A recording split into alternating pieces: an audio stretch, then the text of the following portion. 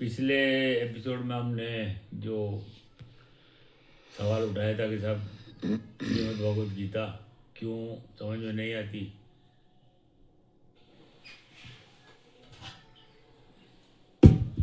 उसके जो पहला प्रश्न था मेन, उसमें था साहब श्रीमद् भगवद गीता में का जो पूरा नाम है उसको छुपाया गया। उसकी थोड़ी बहुत हमने डिटेल में चर्चा की। उसके बाद अभी आज दूसरा हम सवाल उठाएंगे कि साहब गीता भगवद गीता श्रीमद् भगवद गीता समझ में क्यों नहीं आती। उसका जो दूसरा कारण है उसका ये है कि श्रीमद् भगवद गीता भारतीय समाज में जब से लोकप्रिय ज़्यादा हुई है उसका सबसे बड़ा योगदान गीता का भव्य प्रवेश गीता प्रेस द्वारा हुआ है भारतीय समाज में। गीता प्रेस सर्वप्रथम गीता प्रेस ने 1982 में संवत 1982 में 207 अंक प्रकाशित किए। गीता इसके 100 साल पहले उसमें ये खाली इसमें केवल गीता के श्लोक है, 700 श्लोक है।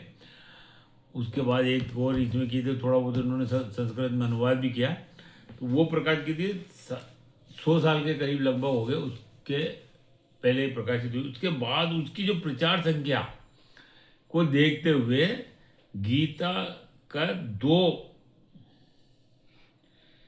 दो लेखकों द्वारा गीता की टीकाएं लिखी और उसको प्रकाशन हुआ। सर प्रारंभ में केवल श्लोक वाली गीता ही थी। बाद में प्रसारण संख्या को देखते हुए 2 व्याख्या प्रकाशित हुई, स्वामी रामसुखदास जी की और जयदयाल गोविंदका जी की। जयदयाल गोविंदका जी का परिचय हम देवें यहाँ तो गीता प्रेस की स्थापना 1923 में कलकत्ता में हुई सर्वप्रथम। उसके बाद जयदयाल गोविंदका जी, हनुमान प्रसाद पोद्दार जी और घनश्याम दास जी जालान तीनों ने मिलके गोरखपुर यूपी में एक मकान खरीद के वहाँ पर गीता प्रेस की प्रॉपर वे में प्रारंभ किया। और उसी के बाद ये 2 गीता जो आज भी 100 साल से लगातार सबसे ज़्यादा प्रचलित है, प्रसारण में भी है और समाज में भी है, लोकप्रिय भी है और उसी को सबसे ज़्यादा पढ़ा गया है। तो उसकी जो 2 ये है, एक रामसुखदास जी के नाम से छपी है, एक जयदयाल गोविंदका जी के नाम से छपी है। उसमें से सबसे पहले वहाँ आज रामसुखदास जी ने जो गीता लिखी, ये गीता की टीका लिखी है ना, उसमें 700 श्लोक का अर्थ तो क्या है ये, उसके पहले उन्होंने जो लिखा है पहले खुद के हस्ताक्षर से जो लिखा है कि साहब, तो उसकी हम बात करेंगे ताकि उससे पता लगे कि साहब इस की टीका की गहराई क्या है। ये शास्त्र बहुत गहराई वाला है, इसलिए ये चर्चा हो रही है। रामसुखदास जी ने नम्र निवेदन में सबसे पहले उन्होंने जो लेटर था उसमें नम्र निवेदन है, उसमें लिखा है कि ये श्रीमद् भगवद गीता भगवान श्री कृष्ण के मुखारबिंद से निकली गीता है, उनके भाव का अंत आ ही कैसे सकता है। यानी इतनी गहरी बात लिख दी शुरू में ही कि साहब उनके भाव का अंत नहीं आ सकता। ये ऐसा तो नहीं है कि साहब अंत आ ही नहीं सकता, मगर वाकई बहुत गहराई के भाव हैं। वो आगे लिखते हैं कि अलग अलग आचार्यों ने गीता की अलग अलग टीकाओं में लिखी है। उनकी टीका के अनुसार चलने से अलग अलग जितने भी व्याख्याकार हैं या आचार्य हैं गीता की, तो वो ये लिखते हैं रामसुखदास जी की उनकी टीका के अनुसार चलने से साधक का कल्याण तो हो सकता है, परंतु वो गीता के अर्थ को पूरा नहीं समझ सकता। ये बात नहीं जमती कि साहब कल्याण हो जाएगा, कल्याण ही हो गया तो फिर समझ में आने की बात ही क्या है, कल्याण ही नहीं हो सकता। आप पढ़ सकते हो, बार बार पठन पाठन कर सकते हो, समझने की कोशिश कर सकते हो, मगर कल्याण तो फिर बाहर ही क्या हो गया अगर कल्याण हो गया तो। आगे लिखते हैं आज तक गीता की जितनी भी टीकाएं लिखी गई है सब की सब इकट्ठी कर दें तब भी गीता का अर्थ पूरा नहीं होता। यानी मानते कि सब बहुत गहराई में, वो खुद ही मान रहे हैं कि सब बहुत गहराई में अर्थ है। आगे लिखते हैं उसके आगे भावों का अंत नहीं आता। फिर लिखते हैं कि उपनिषद व ब्रह्मसूत्र का तात्पर्य, दोनों का तात्पर्य इसमें आ जाता है। सही है, गीता सब कुछ परमात्मा है ऐसा मानती, ये इन्होंने गलत लिखा है कि ऐसा मानती वाली बात ही नहीं है। सब कुछ परमात्मा दुनिया मान रही है। गीता क्या करी, गीता तो उसके आगे की जो पूरी सृष्टि मानती कि सब परमात्मा जो ईश्वर है एक है, वो सब कुछ वही है, ये सब पूरी सृष्टि मानती है, मगर उसके भी आगे की उस परमात्मा से मिलन कैसे होगा, ये गीता में है मेन। गीता में इस आत्मा का परमात्मा से मिलन कैसे होगा, उस मार्ग का पूरा विवरण है। तो ये बात इन्होंने जो लिखी है। अब आगे लिखते हैं कि परमात्मा सब रूपों में मैं ही हूँ, परमात्मा में सब रूपों में मैं हूँ, ये बताने के लिए 4 जगह अपनी विभूतियों का वर्णन किया। पहला अध्यात्म, यहाँ ये गलत लिखा, अध्यात्म अलग चीज़ है। अध्यात्म मैंने पहले भी चर्चा की थी कि आत्मा पर अधिपत्य, प्रत्याहार होके हम वापस आत्मा की ओर जाएं, उसको जो मार्ग है उससे चलते हुए, तब कहीं जाके एक जगह ऐसे हटी जब उससे मिलन होता है। तो ये अध्यात्म का वर्णन ये है, इन्होंने ये जो लिखा है हो गया। फिर वो लिखते हैं कि इसमें बच्चा अधिभूत, अधिदेव, अधियज्ञ। अधिभूत, भूतों का अधिष्ठाता मैं हूँ, ये कह रहे हैं वहाँ वो।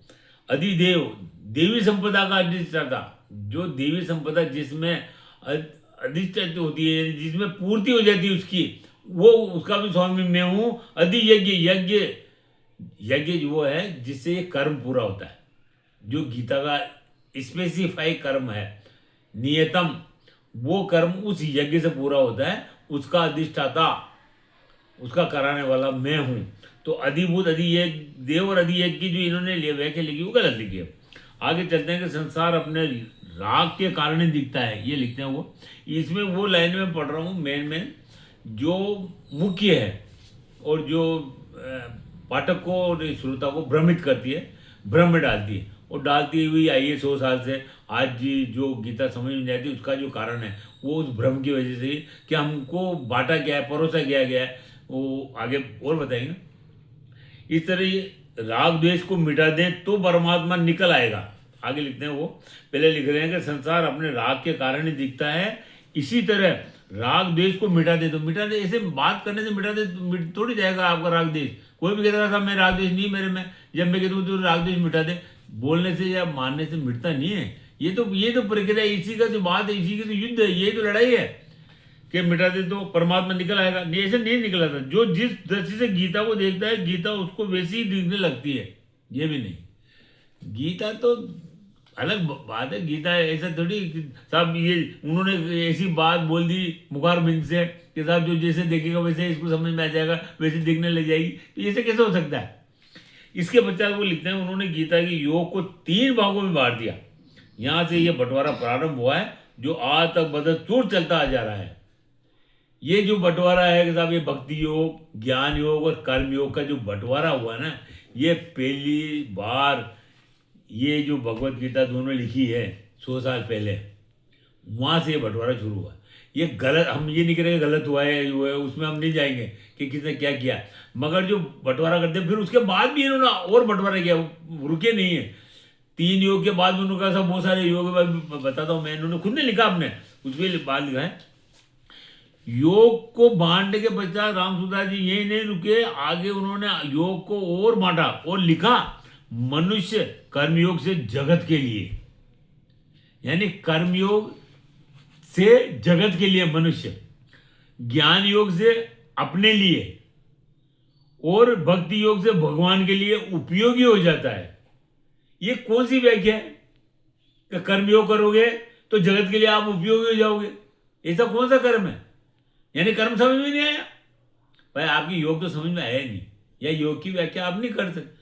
आगे लिखा उन्होंने खुद ने कि मैंने ये संकलन कैसे किया, मैंने इसकी व्याख्या कैसे की, वो वहां तक जाएंगे हम कि इसकी पूरी जो टीका लिखी है इसमें उन्होंने किस तरह से किस किस का योगदान लिया, वो भी जाएंगे। मगर इन्होंने जो यहाँ ये व्याख्या की है ना कि मनुष्य कर्मयोग से जगत के लिए, ज्ञान योग से अपने लिए और भक्ति योग से भगवान के लिए। भगवान के लिए कौन उपयोगी हो सकता है? उन्होंने साफ कहा कि न मैं करता हूं, न कराता हूं, न ही संयोग बिठाता हूं, मैं करता ही नहीं हूं।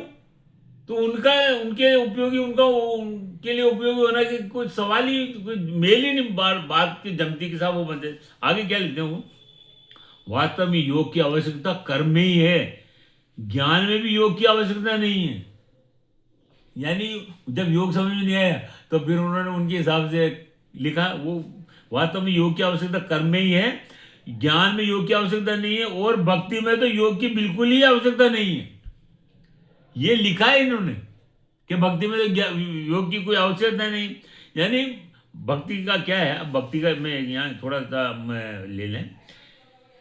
योग के सिवाय कर्म कुछ भी नहीं है। उन्होंने लिखा कि योग के सिवाय कर्म कुछ भी नहीं है, कर्तव्य भी कर्म करने से ही आता है। ये क्या वो बात हुई साहब, कर्तव्य भी कर्म करने से आएगा? कर्तव्य अलग चीज है, कर्म अलग चीज है। योग के संदर्भ में आगे लिखते हैं कि कर्म विभाग में कर्तव्य परायणता, कर्म विभाग अलग बांट दिया उन्होंने, फिर उसको कर्म कर्तव्य परायणता, और योग विभाग में स्वाधीनता। ये कौन सी आपने बंटवारा करा?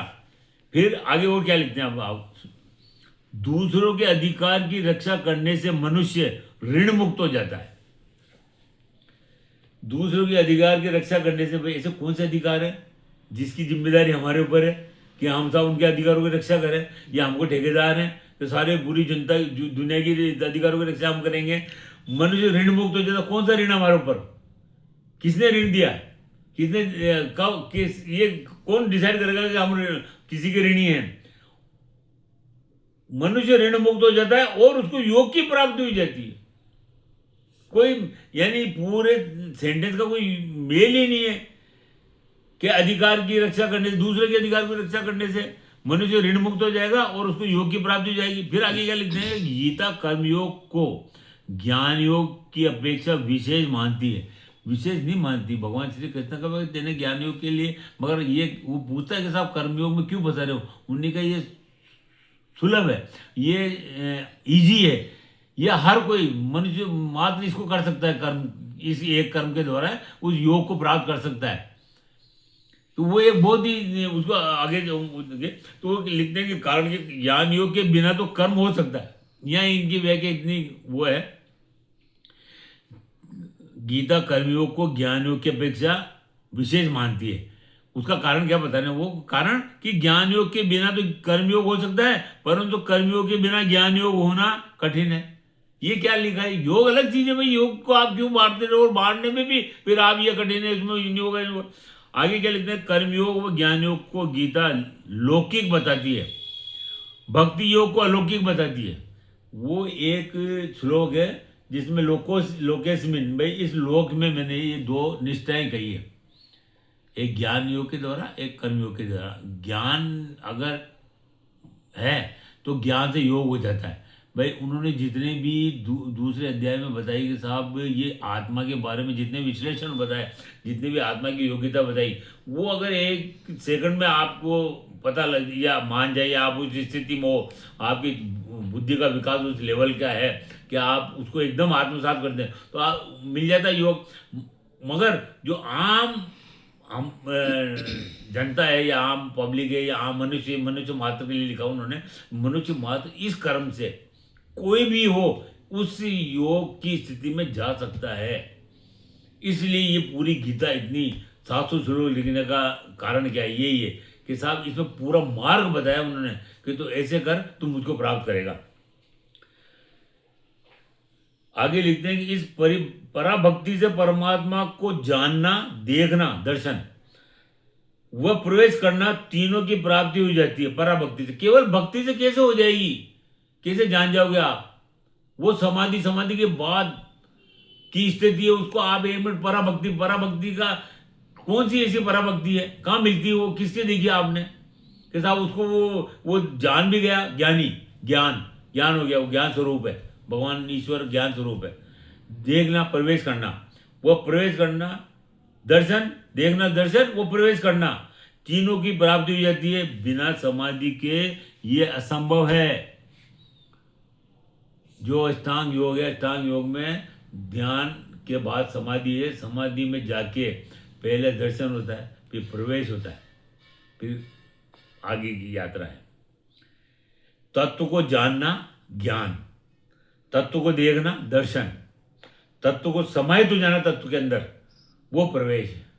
ये केवल पराभक्ति से नहीं होता, हो भी नहीं सकता। वो आगे लिखते हैं, गीता में कर्मयोग के वर्णन में ज्ञान योग भक्ति योग आ जाता है। लिखते हैं कि कर्मयोग का वर्णन हो रहा है तो ज्ञान योग भक्ति योग आ गया, मान लिया। ज्ञान योग के वर्णन में भक्ति योग कर्मयोग का भी आ गया, ठीक है। और भक्ति योग के वर्णन में ज्ञान व कर्म योग की बात भी आ जाती है। आगे क्या लिखते हैं कि साधक कोई भी योग करे तीनों योग की प्राप्त हो जाती है। फिर आपने बंटवारा क्यों किया? एक योग रहने दो ना, अब आपने बंटवारा भी कर दिया, फिर आप यहाँ आगे साहब के साथ तीनों योग एक ही है। साधक कोई भी योग करे तीनों योगी प्राप्ति। आगे लिखते हैं, साधक द्वारा अपने मत का आग्रह रहने से वह दूसरे के मत का खंडन करने से साधक को तत्व ज्ञान की प्राप्ति तो हो सकती है। वो तत्व ज्ञान की प्राप्ति केवल यही करा देते हैं। क्या बात लिखते हैं वो, कि अपने मत का आग्रह और दूसरे का मत का खंडन करने से साधक को तत्व ज्ञान की प्राप्ति तो हो सकती है, परंतु भक्ति की प्राप्ति नहीं हो सकती। तत्व ज्ञान की प्राप्ति हो गई, फिर भक्ति की आवश्यकता क्या है? जब परमेश्वर से मिलन हो गया, प्रवेश हो गया, एक हो गया, आप साक्षात्कार हो गया, फिर भक्ति कहाँ रहेगी? भक्ति के द्वारा तो हम वो सीढ़ियाँ जिससे चढ़ते हो हम वहाँ साक्षात्कार में पहुंचे। आप के नज़र में अगर भक्ति है तो वो एक अलग चीज़ है, मगर उससे भ्रमित हुई है सारी जो जितने भी पाठक हैं, जितने भी श्रोता हैं, जिन्होंने आपका इस गीता का अनुसरण करा है पढ़ पढ़ के उसमें भ्रम ज़्यादा फैला है। वो आगे और करेंगे। तत्व ज्ञान की प्राप्ति में जितने भी साधन हैं, तत्व ज्ञान की प्राप्ति में, उनमें एक साधन भक्ति है। भक्ति का थोड़ी सी विवेचना यहाँ करते हैं हम, क्योंकि ये भक्ति बार बार इन्होंने पूरी जोरी भक्ति का दे दिया कि साहब भक्त, और भक्ति के बाद वो कईयों के भक्ति ऐसी पकड़ाए मांगे कि साहब हम तो भगत हैं, बात छोड़ो, अब तो कुछ नहीं करना। तो उस लाइन पे फिर वो जाते नहीं, चलते नहीं आगे। तो ये है कि तत्व ज्ञान की प्राप्ति जितने भी साधन हैं उनमें एक साधन भक्त भी है। जब तत्व ज्ञानी प्राप्त हो गई तो फिर अगर तत्व ज्ञानी प्राप्त हो गया तो भक्ति की व्याख्या बीजक, जो कबीर साहब की वाणी को जो संकलन करा है उसमें बीजक एक दो ऐसे है, वो बीजक के नाम से छपा है। उसमें पेज नंबर 65, बीजक 1 में 65 पेज नंबर पे एक छोटी सी लाइन लिखी, बहुत बढ़िया लिखी है कि वृद्धि भक्ति हृदय की एक कोमल भावना है, चित्त वृत्ति है। चित्त जो अपने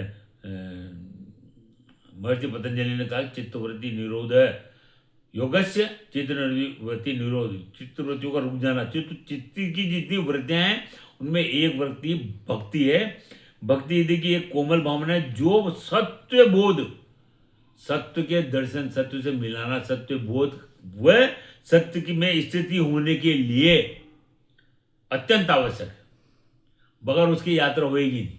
जितनी भी आवश्यकताएं हैं उस यात्रा में, उनमें जितने भी साधन हैं उनमें एक साधन ये भक्ति है, उसके बगैर वो यात्रा पूरी होगी नहीं। श्रद्धा भक्ति, अनन्य भक्ति लिखा उन्होंने।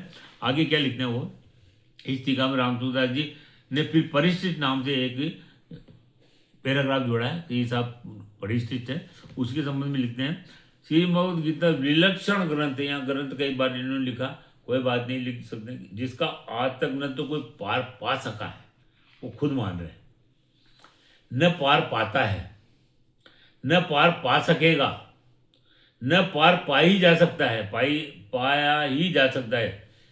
तो जब इतनी गहरी बात लिख दी, फिर आपने जो भी व्याख्या की है उसमें कहीं न कहीं झोल झाल तो है ही सही, ये आप खुद भी मान रहे हैं।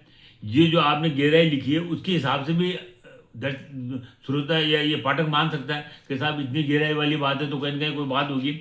और स्वयं आगे लिखते हैं कि साधक को चाहिए कि अपना कोई आग्रह न रखकर टीका को पढ़ें, गहरा विचार करें, तो वास्तविक तत्व, परम तत्व उनकी समझ में आ जाएगा।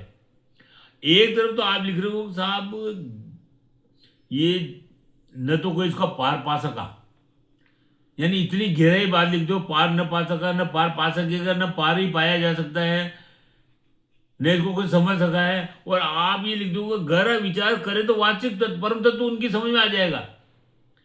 कोई बात मिलती नहीं है, कहाँ परम तत्व परमात्मा उसकी समझ आ जाएगी, और कहाँ खुद ही लिख दो आपको साहब ये बहुत गहरा है, इसके तो पा ही नहीं सकता कोई पार, और जो बात टीका में नहीं आई है वो भी समझ में आ जाएगी, ये लिखा आपने, तो बात जमती नहीं है।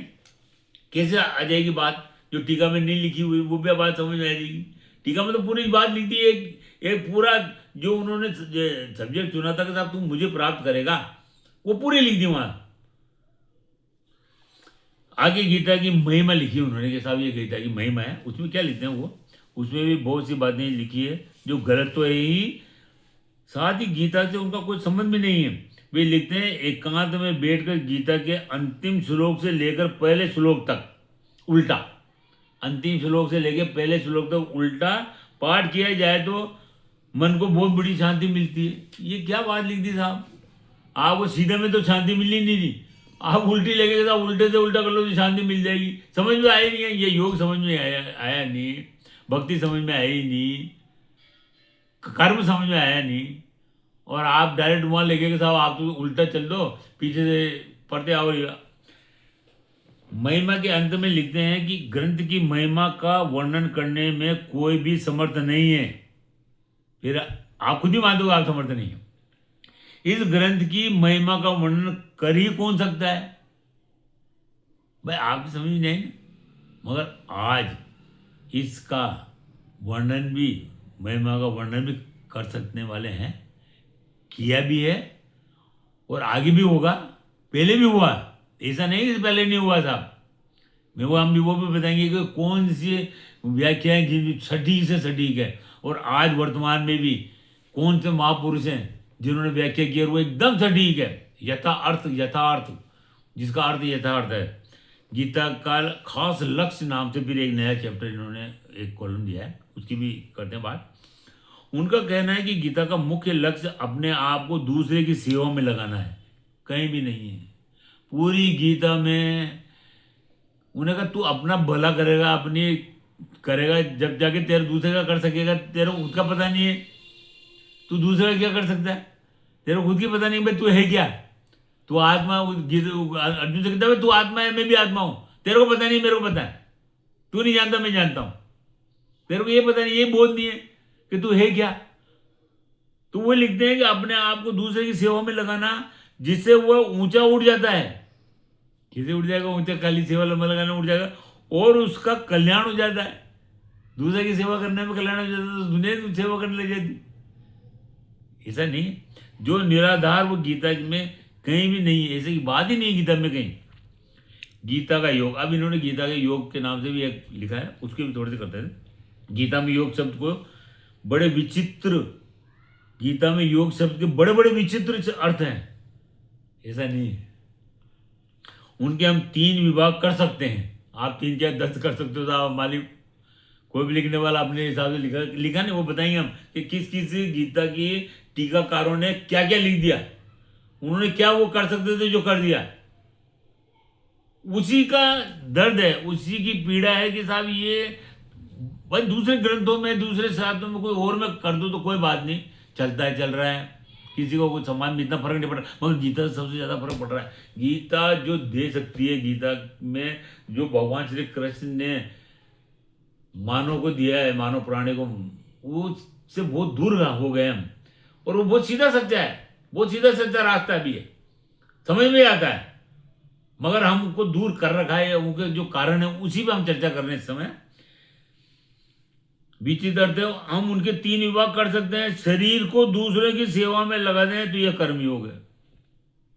शरीर से लेना देना क्या भाई, ये तो अंतःकरण की बात है, मन की बात है। महर्षि रमन हमेशा पूछते हैं भाई तू कौन है, ये शरीर नहीं है, तू जो सवाल कर रहा है वो शरीर नहीं है, बात वहां तक है। पहला लिखते हैं वो शरीर को दूसरे की सेवा में लगा दें तो ये कर्म योग है। अगर असंग होकर अपने स्वरूप में स्थित हो जाए, बात तो वही तो है, अपने स्वरूप में स्थित होना कोई खेल है क्या। हमारा स्वरूप और उसका स्वरूप एक ही है, ये आत्मा और वो आत्मा एक ही है, केवल इसके ऊपर आवरण चढ़ा हुआ है। ये आवरण हटते उस पर से मिलन हो जाता है, परमात्मा हो जाती है। अपने स्वरूप में स्थित हो जाए तो ये ज्ञान योग है। खाली कहने से हो जाता है कि ज्ञान योग, या अपने स्वरूप में स्थित हो जाएगा आदमी के साथ, तो अपने स्वरूप में स्थित हो जा रहे हैं। आगे भी चीजें लिखते हैं, और स्वयं भगवान को समीप पर भी हो जाए। भगवान में समर्पण हो जाए, समर्पित हो जाए, तो ये भक्ति योग होगा। कैसे हो जाए समर्पण? कौन हो रहा है समर्पण? किसका हो गया समर्पण? और समर्पण से कौन सा भक्ति का योग हो गया साहब? तो इन्होंने जो योग को बांटा और फिर उसकी व्याख्या की, और जो उस व्याख्या पे जितने भी टीकाकार चले हैं वो सब गलत है, और हम सिद्ध भी करेंगे। आगे गीता में केवल कर्मयोग, ज्ञान योग, भक्ति योग का ही वर्णन हुआ हो ऐसी बात नहीं है। ये खुद लिख रहे हैं आप कि साहब गीता में केवल कर्मयोग, ज्ञान योग और भक्ति योग का ही वर्णन हुआ ऐसी बात नहीं है। इसमें इन तीनों के अलावा यज्ञ, दान, तप, ज्ञान योग, प्राणायाम, हठ योग, लय योग आदि का भी वर्णन किया गया है। ऐसा कहीं भी नहीं है। खाली योग के लिए लिखा है, ये योग शास्त्र है, वो आपका बंटवारा है, आपने बांट दिए, आपने विभाग कर दिए, आपने जो भी कर दिए वो कर सकते हैं, आप कोई भी कर सकता है, राइटर कर सकता है। राइटर ने लिख किया भी है, हम वही जाने कि साहब 100 साल पहले हम आपको किसी को दोष नहीं दे रहे, दोष देना भी नहीं है, हमारा अधिकार भी नहीं है। खाली इतनी सी पीड़ा है कि जो बात आ गई और उसके पीछे 100 साल से जो भगत थे, जो श्रोता थे, जो पाठक थे, जो इसके अंदर जो भी अनुरागी थे कि साहब भगवत गीता, श्रीमद् भगवत गीता को हम जाने पढ़े, ठीक है, तो सबसे पहले यही उपलब्ध हुआ, इसी के आधार पर चलता रहा। मान लिया कहीं ने, तो अगर भगवान की इच्छा है तो उसमें होना चाहिए, हुआ है। अभी लिख रहे हैं, कहीं नहीं लिखी है, एकदम जो भगवान ने कहा उसी का व्याख्या की हुई है, वो की वही व्याख्या हुई है। वो व्याख्या कौन कर सकता है ये भी लिखा है व्याख्याकार ने, कि उस व्याख्या को कौन कर सकता है, किस स्थिति में जाके कर सकता है। आगे वो लिखते हैं साहब, साधक को की दो साधन की 2 शैलियाँ उन्होंने यहाँ एक साधना की भी 2 शैलियाँ कर दी और बांट दिया, उसमें बांटा है। तो आगे उसमें जो लिखते हैं कि परमात्मा की प्राप्ति कर्म के अधीन नहीं है। बिल्कुल गलत लिखा। कर्म के बगैर भाई आप शरीर में हाथ लेके बैठ जाओ, सो जाओ आप, तो परमात्मा की प्राप्ति हो जाएगी। मूर्ति बन के कहीं खड़े रहो बिना कर्म के, और भगवान श्री कृष्ण इनको कर्म समझ में नहीं आया, इसलिए ये सब जो भ्रांति हुई ना वो इसलिए हुई। वो हम सबसे पहले उसी पे जोर देंगे। हमने कहा था कि कुछ ही श्लोक ऐसे जो मुख्य है और उनकी व्याख्या गलत हुई है। उसमें एक ये श्लोक है, नियतम तो निर्धारित किया हुआ एक कर्म, एक वो कर्म वो समझ नहीं आती, इसलिए वो ये लिखते हैं कि परमात्मा की प्राप्ति कर्म के अधीन नहीं है, उत्कृष्ट अभिलाषा मात्र से परमात्मा की प्राप्ति हो जाती है। ये गलत है, ऐसा हो ही नहीं सकता। परमात्मा में मन लगे या न लगे, कितनी व्याख्या में त्रुटि है या भाव इनके कहाँ है ये यही जाने, मगर वो जो इन्होंने लिखा है, मैं वो लाइनें पढ़ रहा हूँ जो उन्होंने इसमें लिखी हुई है श्री राम सुखदास जी की टीका में, साधक संजीवनी में। परमात्मा में मन लगे न लगे कोई बात नहीं, पर स्वयं परमात्मा में लग जावे। स्वयं कैसे लग जाओ, क्या लग जाओ भाई? स्वयं क्या हो आप? ये हाथ को लगा दें, पैर को लगा दें,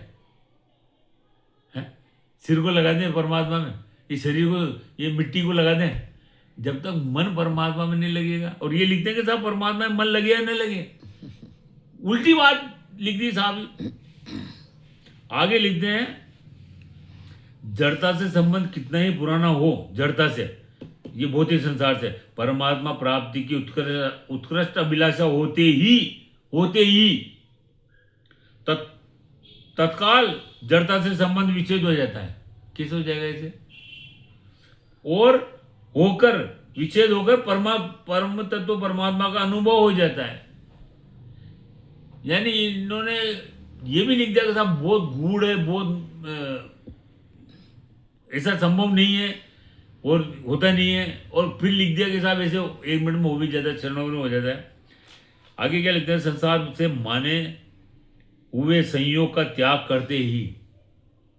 ये तो जैसे को नेताजी भाषण देते ना साहब, ऐसा करते ही ये मिल जाएगा तेरे को, अधिकार मिल जाएगा, तू वो जाना वहाँ लेटर मिल जाएगा और तेरे को नौकरी मिल जाएगी। तो ऐसे नहीं होता।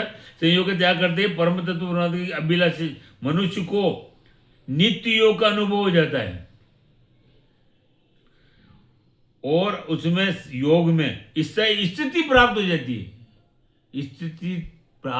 स्थिति का मतलब है कि उस परम तत्व से एक हो जाना, परम तत्व परमात्मा में एकत्व, केवल्य, केवल्य पद है वो, उसके अलावा फिर रहता नहीं कुछ। उस स्थिति को आपने ऐसे लिख दिया कि साहब ये ऐसे करते ये तो प्राप्त हो जाएगी। यहाँ इन्होंने दो शैलियाँ बताई है, तो वो जो दो शैलियाँ बताई उसमें क्या है, कारण सापेक्ष शैली और करण निरपेक्ष शैली। करण सापेक्ष शैली और करण निरपेक्ष शैली क्या लिखते हैं वो, कि अंतःकरण को शुद्ध करने की आवश्यकता भी करण सापेक्ष शैली में है। अंतःकरण को शुद्ध करने की आवश्यकता भी करण सापेक्ष शैली में ही है, करण निरपेक्ष शैली में नहीं है। अगर अंतःकरण ही शुद्ध नहीं हुआ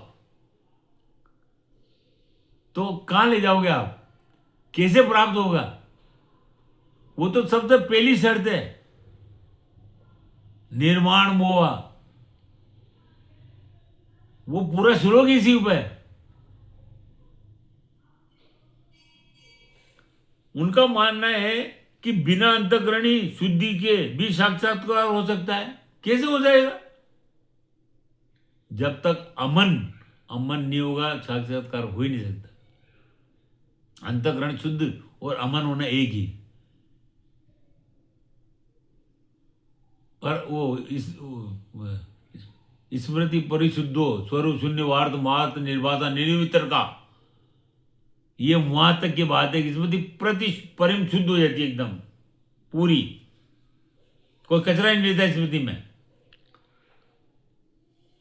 आगे गीता में कर्म योग, ज्ञान योग, भक्ति योग तीनों की साधना करण निरपेक्ष अर्थात स्वयं से होने वाले हैं। कारण की क्रिया और पदार्थ अपने और अपने लिए नहीं है। न तो वो ये क्या लिख रहे हैं कि हम जो हम क्रिया कर रहे हैं वो भी हमारे लिए नहीं है और ये पदार्थ भी हमारे लिए नहीं है। प्रत्युत दूसरों के वह दूसरों की सेवा के लिए है। यानी एक तो भक्ति को उन्होंने मान ले सर्वोपरि, उसको नहीं छोड़ना चाहते। एक ही दूसरों की सेवा, पता नहीं कहाँ से इनकी आगे इनको दिख गई कि साहब गीता में दूसरों की सेवा लिख रही। पूरी गीता में कहीं भी दूसरे की सेवा लिखी नहीं। अब फिर आदमी इन्होंने आके टीका के संबंध में लिखा है कि इस टीका की ये कैसे इन्होंने छपवाई। ये खास यहाँ तक जो हमने मेहनत की ना, वो इसलिए की है कि इस जगह हम आ जाएं कि ये गीता की जो टीका लिखी है ये किस तरह से इन्होंने संकलित की है, उस ये खास बात है। और इसमें सारा निचोड़ उन्होंने खुद नहीं अपने कि मेरी पोजीशन क्या है वो बता दी। और बहुत बढ़िया किया उन्होंने कि ये इसमें लिखा है। उन्होंने क्या लिखा, मैंने सबसे पहले 12वें अध्याय की व्याख्या करवाई। 18 अध्याय हैं, 700 श्लोक है। 18 अध्याय में इन्होंने 12वें अध्याय की सबसे पहले सर्वप्रथम व्याख्या करवाई। क्यों करवाई ये जाने, मगर इन्होंने खुद ने लिखा कि सबसे पहले जो गीता के संबंध में, टीका के संबंध में जो पैराग्राफ है उसके अंदर सबसे पहले 12वें अध्याय की व्याख्या करवाई संवत 2030 में गीता के भक्ति योग नाम से फिर प्रकाशित करवाया संवत 2030 में। इसके कुछ वर्षों के बाद 13 अध्याय व 14वें अध्याय की व्याख्या लिखवाई, दूसरे से लिखवाई। यानी 5 साल बाद, जिसको संवत 2035 में गीता का ज्ञान योग नाम से छपाया। 5 साल बाद फिर उन्होंने 13वां और 14 अध्याय की, पहले 12वें अध्याय की कराई, फिर 13वां और 14 अध्याय की व्याख्या लिखवाई। खुद लिख रहे हैं वो। बाद में विचार आया कि 3 योग हैं, उन पर भी पुस्तकें तैयार हो जाए तो ठीक रहेगा। इस दृष्टि से पहले 12वें अध्याय की और बाद में 15वें अध्याय की व्याख्या को भी सम्मिलित करके संवत 2039 में 4 साल बाद गीता का भक्ति योग प्रकाशित करवाया। 4 साल बाद, यानी टुकड़ों में करवाया। वो खुद भी लिख रहे हैं, बाद में उन्होंने बहुत स्पष्ट लिख दिया, वो बहुत अच्छे के प्रकाशित करवाया। फिर अध्याय 3, 4 और 5 के अध्यायों की व्याख्या लिखवाई। अध्याय 3, अध्याय 4, अध्याय 5 की व्याख्या लिखवाई। इसमें दूसरों की प्रेरणा की भी रही। दूसरों की जो प्रेरणा थी, वो जिन्होंने जो प्रेरणा दी वो भी इन्होंने संकलित कर ली, सम्मिलित कर ली और लिखवा दी। फिर शैली बदलकर पहले 16वां अध्याय की, 17वें अध्याय की व्याख्या लिखवाई। शैली बदलकर। इसके बाद 18वें अध्याय की व्याख्या लिखवाई। तब किसी ने कहा कि, इन्होंने खुद ने जो लाइन लिखी हुई है इस गीता टीका में वह मैं पढ़ रहा हूं कि तब किसी ने कहा कि श्लोकों के अर्थ भी दे दिए जाएं तो ठीक रहेगा। तो संवत 2040 में श्लोकों के अर्थ भी दे दिए गए इसमें। यानी जिस तरह से इन्होंने तैयारी की, जिस तरह से संकलन किया, जिस तरह से इनके भाव आए या जिस तरह से इनका जो आसपास का वातावरण था, माहौल था, जो इनके मित्र इष्ट मित्र थे, संगी संबंधी जो भी थे, उन्होंने जिस तरह से ये इन्होंने जो भी की उस तरह से व्याख्या की, वो खुद ही स्पष्ट कर रहे हैं, बहुत बढ़िया बात है। आगे लिखते हैं वो, इसके बाद 10वें वो 11वें अध्याय की व्याख्या लिखवाई। फिर 7वें 8वें वो 9वें की व्याख्या लिखवाई। इसके बाद 6ठे अध्याय की व्याख्या लिखवाते हैं कि और लिखवाई। इसके बाद लिखते हैं कि अंत में पहले वो दूसरे अध्याय की व्याख्या लिखवाई। सारी व्याख्याएं लिखवाने के बाद तीसरे अध्याय से लेके 18 अध्याय तक की व्याख्या लिखवा ली। पहले दूसरे को अंत में लिखवाई। लिखते हैं कि अंत में पहले वो दूसरे अध्याय की व्याख्या लिखवाई। इस प्रकार पूरी गीता की टीका जो उन्होंने लिख रखा वो पढ़ रहा हूं मैं अब। इस प्रकार पूरी गीता की टीका अलग अलग 10 खंडों में गीता प्रेस से प्रकाशित हुई। टुकड़ों में लिखवाते गए। 2 लिखवा दी, भक्ति योग के नाम छपवा दी, कर्मयोग के नाम से फिर 2-3 श्लोकों की अध्यायों की व्याख्या कर दी, उसके नाम से छपवा दी। इस तरह से लिखवा दी, जो हुआ है उसे लिखा है, बहुत बढ़िया बात है। आगे इस टीका को एक जगह बैठकर नहीं लिखवाया गया है, खुद लिख रहे हैं वो, स्वीकार करने के साथ मैंने एक जगह बैठकर नहीं लिखाया, टुकड़ों टुकड़ों में 10 साल के करीब अंतराल में सभी लिखी है। अब आगे क्या लिखते हैं वो, और इसको पहले अध्याय से लेकर 18वें अध्याय तक क्रम से भी नहीं लिखवाया गया है, खुद मान रहे हैं वो खुद आप पहले लिख दिया, फिर बाद में उन्होंने लिख भी दिया। इसलिए इसमें पूर्वापर की दृष्टि से कई विरोध आ सकते हैं। हमारी सारी चर्चा इसी बात पे है कि साहब इसमें अगर गलत हुआ है जो आप खुद ही मान रहे हैं तो उसको हम इंगित करके मार्क करके आगे चलेंगे कि भाई यहाँ ये गलती हुई है और ये गलती कितने ने भी की है। बड़े बड़े नामचीन जिन्होंने अपने नाम से टीकाएं छपाई उन्होंने भी वही बातें लिख दी जो आपने लिखी, उसकी नकल कर दी। क्यों कि 700 श्लोक हैं, 700 लोग संस्कृत के हैं, केवल व्याख्या तो चेंज करनी है, अपने नाम से करनी है, तो क्या क्या उन्होंने उसके अंदर मिलाया वो जब आज समाज में परोसा गया है और वो सब जगह है उपलब्ध, तो उससे वो मति भ्रष्ट भ्रम जो पैदा हो रहा है उसका कारण है कि हम भगवद गीता समझ में नहीं आती। अब वो आगे क्या लिख रहे हैं, कई विरोध आ सकते हैं, कई कई सिद्धांतों के विवेचन में भी फर्क पड़ा है, सिद्धांत भी चेंज कर दिए। इसमें जो मुझे अब ये क्या लिखते हैं, बहुत बढ़िया, यानी स्पष्टवादी है वाकई, किसी जिस लेवल के संत हों मगर स्पष्टवादी है, बहुत बढ़िया बात है। इसमें मुझे प्रकरण संगत, जैसा उनको प्रकरण समझ में आया उसके संगत, उचित जो उनको उचित लगा वो, युक्ति युक्त जो उनको युक्ति युक्त लगा उनके हिसाब से, समय देश काल के हिसाब से जो उनको युक्ति लगा, संतोषजनक जिससे उनको संतोष, उनके मित्र मंडल को, उनके आसपास वालों को सबको संतोषजनक लगा, वो प्रिय मालूम दिया, वैसा ही विवेचन मैंने किया है। इस पर लिख दिया उन्होंने। आगे क्या लिखते हैं, इस विषय में मैं अपने आप को बिल्कुल ही अयोग्य पाता, फिर भी मेरे जो साथी हैं, आदरणीय मित्र हैं, उनके आग्रह से कुछ लिखवा देता था। उनमें कमियों के पता चलने पर जो लिखवाया उसमें अगर कमी पता लगती तो उसमें लिखा, ये आगे लिखते हैं, उनमें जब भी कमियां पता लगने पर बार बार उनमें संशोधन परिवर्तन किया जाता रहा। 13वें व 14वें अध्याय की व्याख्या भी दोबारा लिखवाई गई, खुद लिख रहे हैं वो। कई बातों को हटा दिया गया, कई नई बातें जोड़ दी गई, कई बातों को एक स्थान से हटाकर दूसरे स्थान पर दे दिया गया। इस कर्म कार्य में बहुत ही सी भूल हो सकती है। यानी उन्होंने व्याख्या के नाम से जो भी किया है विवेचन, हम तो कहेंगे ये विवेचन है और अपना मत है, उनका खुद का मत है, उस हिसाब से बहुत बढ़िया है। स्थान पर दे दिया गया है, इस कर्म कार्य में बहुत सी भूल हो सकती है। आगे लिखते हैं, पाठक को भूल दिखाई दे तो सूचित करें ताकि आगे के संस्करण में सुधार जा सके। और दस्तखत राम सुखदास जी, उन्होंने पूरा ये लेख लिख के अपने दस्तखत किए हैं। तो जो चर्चा चल रही है ना, वो ये है कि साहब गीता समझ में क्यों नहीं आती।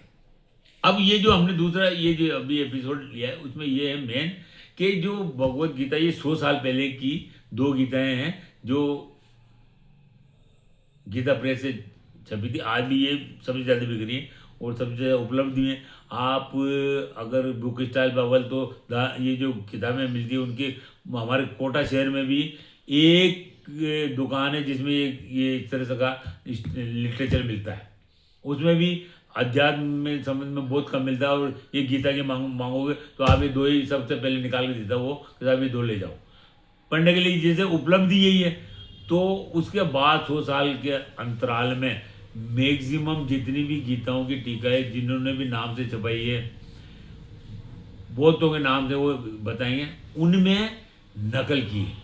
और नकल के में क्या हुआ कि जो 10, 15, 20, हालांकि 100 श्लोकों में जो अर्थ है वो गलत लिखा हुआ है, उसकी व्याख्या गलत हुई है, मगर 10-20 श्लोक ऐसे हैं जो बहुत गहराई वाले हैं। उनमें कुछ श्लोक ऐसे हैं जिनका प्रचलन बहुत ज़्यादा है, उसमें सुधार हुआ ही नहीं।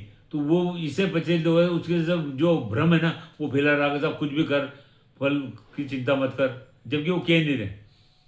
और भी बहुत सारे हैं। एक उन्होंने क्षेत्र के लिए लिख दिया, उसमें एक वो सोम को लिख दिया कि साहब दारू पीते हैं, दारू वहाँ इन्होंने एक जगह लिखा था कोई जड़ी बूटी है, वो जड़ी बूटी का रस निकाल के पीते हैं, वो सब वो ऐसा नहीं है कुछ भी।